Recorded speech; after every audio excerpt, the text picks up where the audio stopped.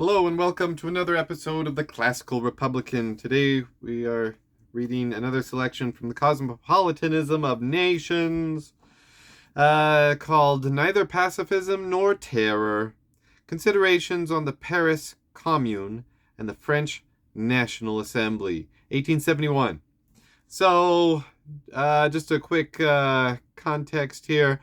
In 1871, you had the Paris Commune, and that was in reaction to the war that was lost, the Franco-Prussian War, and these basically anarchists tried to take over a portion of Paris, and they actually ran it for like 2 months, and then the French came in there, the French army, and just killed everybody. So just to give you the so people like anarchists like Bakunin take a lot of think that it was great. This is what we need to be doing more of. And then Karl Marx and the communists said, well, yeah, this was a good start, but you need to be better organized, and that's why you need the power of the state. You need to take over the power of the state because the state will come and kill you all.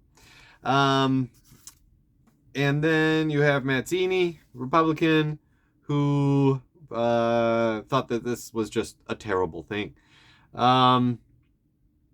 So he starts off by saying, that this was just a bad thing. We had bad actors on both sides. He both sides them. And that's basically what he says throughout on the Paris Commune. Now, he says a lot of other things that need to be that I think are very, very important to classical republicanism. So we're going to focus on that. And he just did not think that that there was much good about any of this. So he says that Republicans must be a party, not a faction. So what he says, now more than ever, it is time for Republicans to show themselves to be a party and not a faction. That is a collectivity of men gathered around a principle, and not just a group of individuals who momentarily come together to pursue the interests of one or several among them. Okay. He says the principle is for us the sole source of authority, the sole standard by which to judge the plans and activities that are gradually unfolding during this period of transition. Okay. So he talks about Republicans being a party and not a faction, but then he also agrees that there needs to be this needs to be a movement and not just some parliamentary party that is trying to move things just a little bit. So he seems to be a little bit revolutionary there. Now he tries to explain a little bit about why things ended up so badly with the Paris Commune, and he criticizes the extreme individualism that had arisen in liberal France. So he blames the liberals for this. He says we must have the goal to achieve a collective life for humanity through association.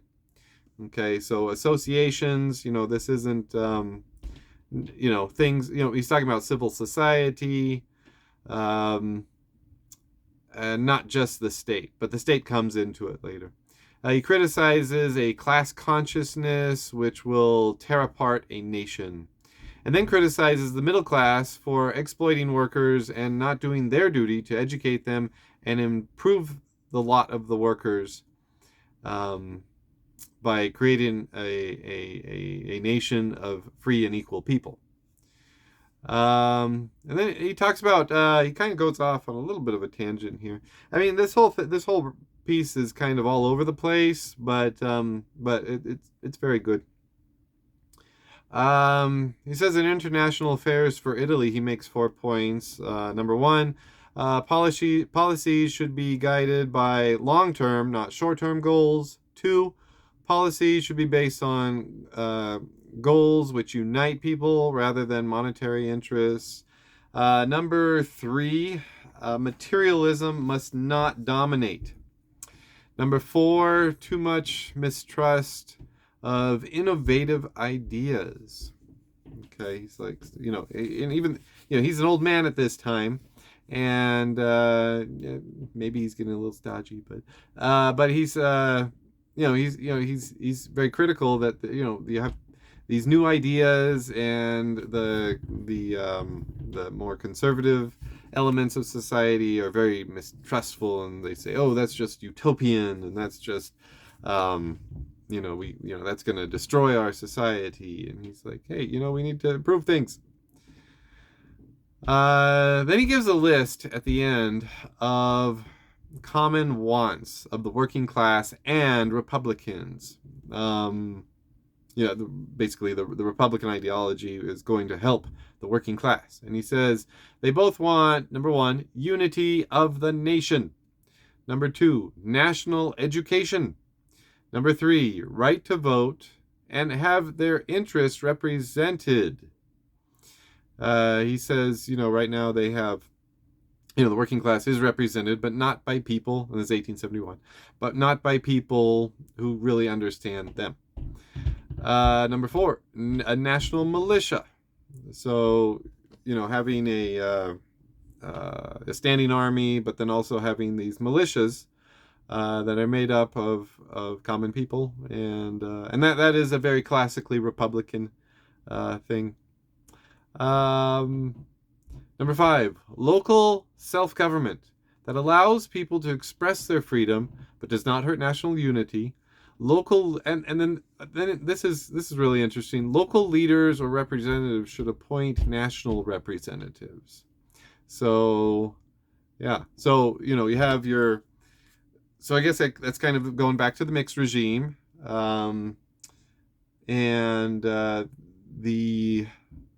so you on the local level you have more of an active democracy, more participatory and direct democracy, but on the national level you have those elements kind of filtered up by locally elected representatives.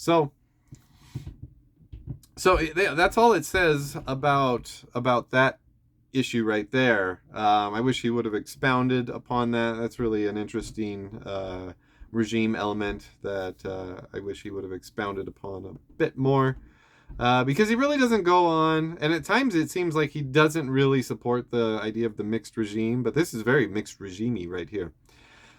Let's go on to 6, no taxation on essentials. He said that a lot of times before.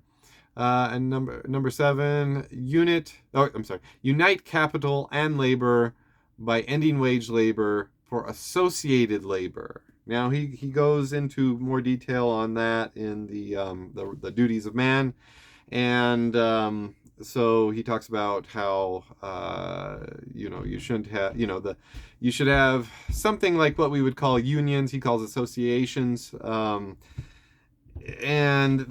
what you would have is the workers coming together and trying to build up their capital, so that and it's a very democratic organization, the association, the labor association that he's talking about. And so they're able to make decisions concerning their association and their work life. All right. So I thought that was, it's kind of all over the place. He said, and this is where he comes out and criticizes the Paris Commune and also the French National Assembly. Okay, so they are to blame too. But he also makes all these other points that are really, really good that we need to remember as classical Republicans. So, until next time, long live the Republic!